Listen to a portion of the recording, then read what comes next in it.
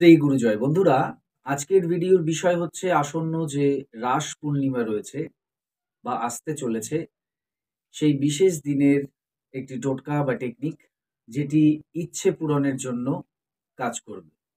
ইচ্ছে পূরণ প্রত্যেকেরই প্রয়োজন। প্রত্যেকেই কোনো না কোনো ইচ্ছের জন্য কাজ করছেন এবং তার জন্য কর্মও করছেন। তো সেই কাজগুলোর জন্য যেরকম কর্ম আমরা করছি, পাশাপাশি যদি বিশেষ দিনের বিশেষ এনার্জিকে কাজে লাগাতে পারি, যেরকম ভেরি রিসেন্টলি 1111 টেকনিক আপনারা করেছেন, ইতিমধ্যে অনেকেরই মেসেজ আসতে শুরু করেছে, তারা উপকার পাচ্ছেন। তো ঠিক একইভাবে এই যে বিশেষ দিনগুলোর যে বিশেষ মাহাত্ম্য থাকে, আমি অনেক ভিডিওতেই বলেছি।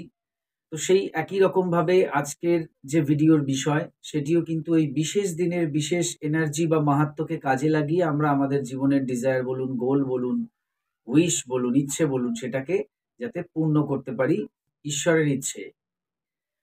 তো আজকের ভিডিওতে আমি আহ, এই রাস পূর্ণিমায় কি করবেন ওই পূর্ণিমা তিথির মধ্যে সেটিই বলবো। তো ভিডিওটি মন দিয়ে দেখুন। ভিডিওটি ভালো লাগলে অবশ্যই একটি লাইক করে দেবেন, বন্ধু বান্ধবের মধ্যে ভিডিওটিকে অবশ্যই শেয়ার করে দেবেন, চ্যানেলটিকে সাবস্ক্রাইব করে পাশে থাকা বেল আইকনে ক্লিক করে অল অপশনটি অবশ্যই সিলেক্ট করে রাখবেন, যিনি ফার্স্ট টাইম এই চ্যানেল ভিজিট করছেন অর্থাৎ এই ভিডিওটি দেখছেন।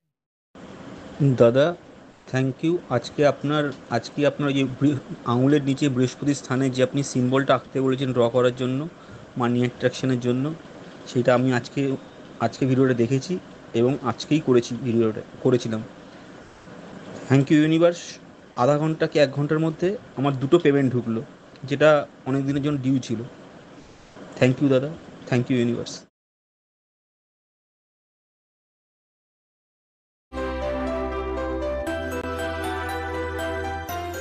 নমস্কার দর্শক বন্ধুরা, আপনাদের সকলকে আরো একবার রেইকি বার্তায় স্বাগত জানাচ্ছি। আমি আপনাদের বন্ধু শ্রী মিঠুন রয়, রেইকি গ্র্যান্ড মাস্টার। আপনারা নিশ্চয়ই ভালো আছেন, আমিও খুব ভালো আছি। বন্ধুরা, যেরকম বলছিলাম, রাস পূর্ণিমা, শুভ রাস পূর্ণিমা তিথি আসছে এবং এই তিথিতে আমরা বিশেষ কিছু কাজ করব, যে কাজ করলে আমরা আমাদের ইচ্ছে পূরণ করতে পারবো।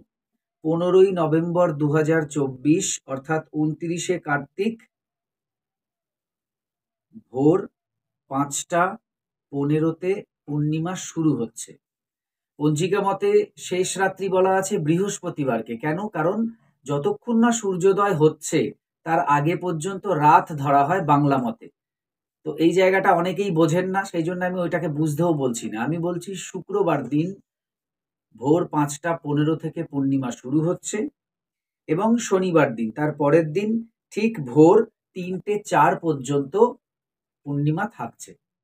অর্থাৎ শনিবার ভোরবেলা শুরু হচ্ছে, আপনি শনিবার ঘুম থেকে উঠলেন, পূর্ণিমা পাচ্ছেন, রাত্রে ঘুমিয়ে পড়ছেন ওই পূর্ণিমার মধ্যেই, পরের দিন আবার ঘুম থেকে উঠছেন, পূর্ণিমা আর থাকছে না। এটা সহজ হিসেব, বুঝতে পেরেছেন? তো এই পূর্ণিমা তিথির মধ্যে কি করবেন সেগুলো এবার খাতা পেন নিয়ে বসুন এবং লিখে নিন, নোট করে নিন যে কি কি করতে হবে। এই পূর্ণিমাকে রাস পূর্ণিমা বলা হয়। দ্বিতীয় হচ্ছে গুরু নানকের জন্মদিন। এছাড়া একে কার্তিক পূর্ণিমাও বলা হয়। কার্তিক মাসের একটি বিশেষ মাহাত্ম্য রয়েছে ইচ্ছে পূরণের ক্ষেত্রে। অনেকেই কিন্তু কার্তিক মাসটাকে পালন করেন অনেক কিছুর ব্যাপারে, মা মাসিরা অনেকেই পালন করেন। তো কার্তিক মাসের একটা বিশেষ মাহাত্ম্য রয়েছে এবং সেই কার্তিক মাসের পূর্ণিমা, তাই একে কার্তিক পূর্ণিমাও বলা হয়। রাস রয়েছে, ভগবান শ্রীকৃষ্ণের রাস। এছাড়া এই পূর্ণিমা হচ্ছে গুরু নানকের জন্মদিন বললাম। আরেকটি বিষয় রয়েছে, সেটা হচ্ছে আমার যারা গুরু ভাই গুরু বোন বা যারা শ্রী গুরু সঙ্গের ভক্ত ফলোয়ার, তাদের জন্য আমাদের পরমারাধ্য গুরুদেব পরিব্রাজকাচার্য বা শ্রী শ্রীমৎ দুর্গাপ্রসন্ন পরমহংসদেবের জন্মদিনও এই দিন, এই রাস পূর্ণিমায়। গড়িয়া নাকতলা শ্রীগুরু আশ্রমে এই দিন খুবই সমারোহে এই দিনটি পালন করা হয়। যারা আসতে চাইছেন অবশ্যই আসবেন।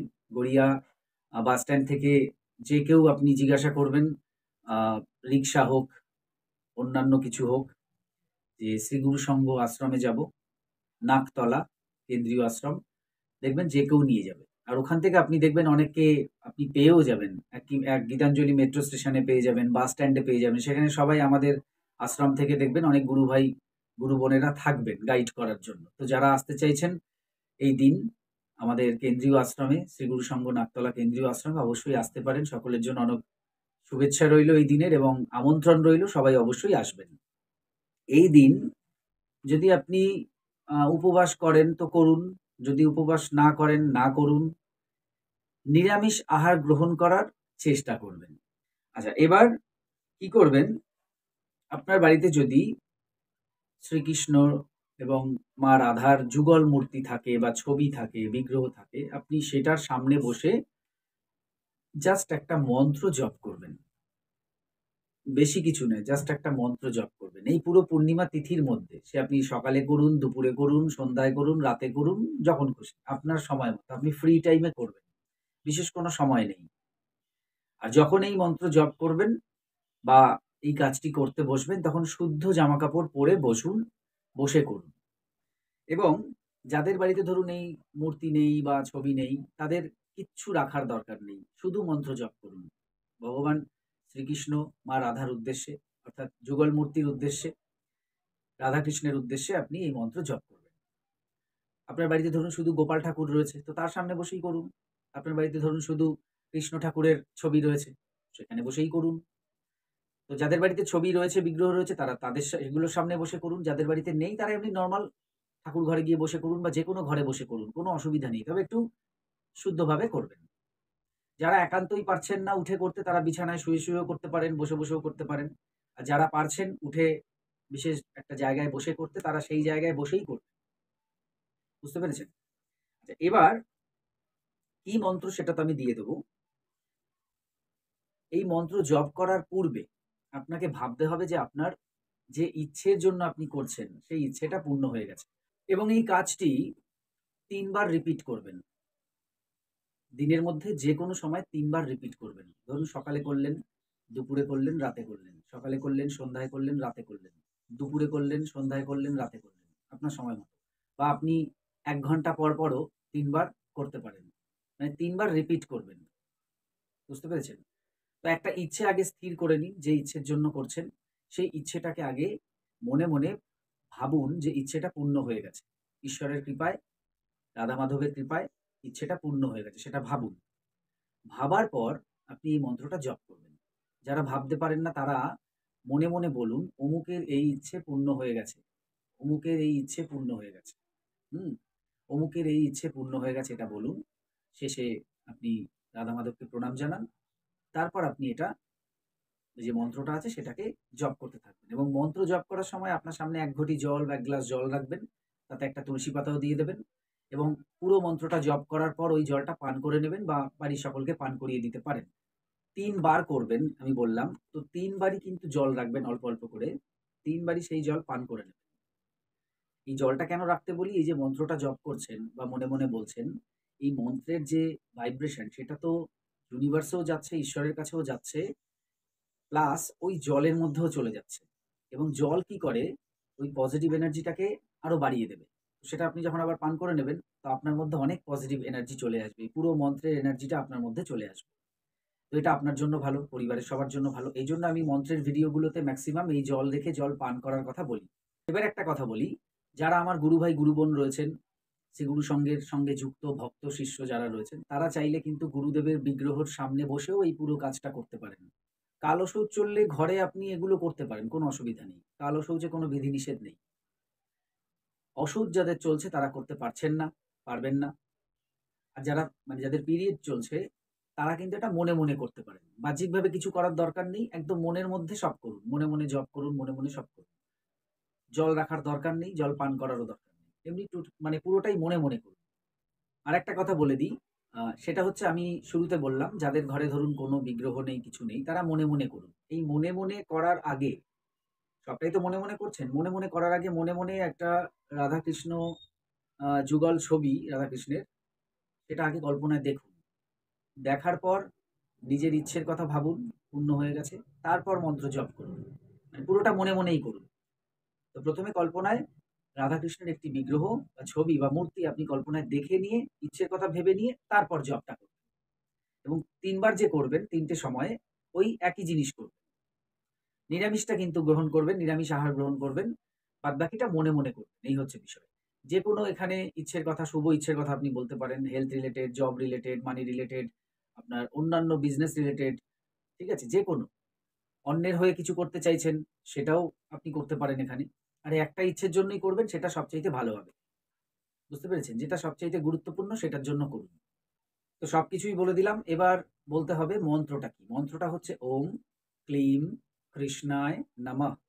ওম ক্লিম কৃষ্ণায় নমঃ। ওম ক্লিম কৃষ্ণায় নমঃ। আপনি এইভাবে মনে মনে জপ করবেন। এখানেও একটা কথা অ্যাড করে দিই। সেটা হচ্ছে যারা ধরুন আমি বললাম যে আমার গুরু ভাই গুরু বোন যারা রয়েছেন, শ্রী গুরু সংঘের সঙ্গে যারা যুক্ত, যারা গুরুদেবের বিগ্রহকে বসিয়ে করছেন, তারা সবার প্রথম ৩ বার ওম শ্রী গুরু জয় বলে নেবেন। নিয়ে আপনি এই মন্ত্রই করুন, কোনো অসুবিধা নেই। আবার আপনি চাইলে আগে জপ করে নিতে পারেন। ওম শ্রী গুরু জয় ৩ বার বলুন। তারপর জপ করুন ১০৮ বার যে ইষ্টমন্ত্র আপনি কানে পেয়েছেন। যারা আমার গুরু ভাই গুরু বোনের কথা বলছি। শ্রী গুরু সংঘের শিষ্য শিষ্যার কথা বলছি। ভক্তের তো মন্ত্র নেই, শিষ্য শিষ্যার আছে। তো তারা সেই ইষ্টমন্ত্র জপ করুন। তারপর এই মন্ত্র জপ করুন। যারা ভক্ত আছেন তারা ওম শ্রী গুরু জয় ৩ বার বলার পর এই মন্ত্র জপ করুন। বুঝতে পেরেছেন? তো এইভাবে এই দিনটিকে, এই শুভ দিনটিকে, এই শুভ মন্ত্র উচ্চারণের মাধ্যমে, জপ করার মাধ্যমে অতিবাহিত করুন। নিজের ইচ্ছাকে আরো এনার্জি দিন। পাশাপাশি নিজের কর্ম তো রয়েইছে। অবশ্যই ঈশ্বরের কৃপায় আপনাদের প্রত্যেকটি ইচ্ছেই কিন্তু পূর্ণ হয়ে যাবে। এই কথার সঙ্গে এই দিনের অনেক শুভেচ্ছা আবারও জানিয়ে আবারও আমন্ত্রণ রইল শ্রীগুরু সংঘের নাকতলা কেন্দ্রীয় আশ্রমে সকলের। এই দিন বিশেষ অনুষ্ঠান হয়। আসবেন, প্রসাদ গ্রহণ করবেন। হয়তো আমার সঙ্গেও দেখা হতে পারে। কর্মী হিসেবে আমিও ওখানে থাকবো। তো সকলকে অনেক শুভেচ্ছা। এই ছিল আজকের ভিডিও। আরও কিছু জানতে অথবা রেকি শিখতে স্ক্রিনে দেওয়া নাম্বারে হোয়াটসঅ্যাপ করুন। বর্তমানে প্রত্যেকটি ক্লাস অনলাইনে চলছে। আপনার বাড়িতে বসে আপনি যেকোনো ক্লাস বা কোর্স ইজিলি করতে পারেন। হোলি ফায়ার 3 রেকি যা বিশ্বের সবচাইতে শক্তিশালী রেকি। যে রেকি শিখলে আপনি আপনার জীবনের সমস্ত ধরনের সমস্যাকে সমাধান করতে পারেন হিলিং এর মাধ্যমে। এই কোর্স শেখার জন্য, এছাড়া বিভিন্ন কোর্স আমি শেখাই, যেকোনো কোর্স শেখার জন্য যোগাযোগ করুন এবং শিখে নিন সেই কোর্স। সবাই খুব ভালো থাকুন, সুস্থ থাকুন, দেখতে থাকুন রেকি বার্তা। এতক্ষণ ভিডিওটি দেখার জন্য, কথাগুলো শোনার জন্য আপনাদের অসংখ্য ধন্যবাদ জানাই। আজকে আসছি। নমস্কার।